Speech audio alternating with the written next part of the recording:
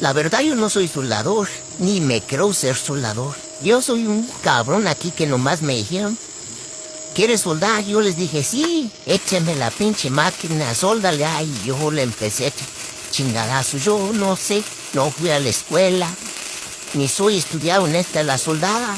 Y sí, me fallan cosas, pero también cada día trato de mejorar y mejorar. Si una me queda mal y no me gusta, la tumbo.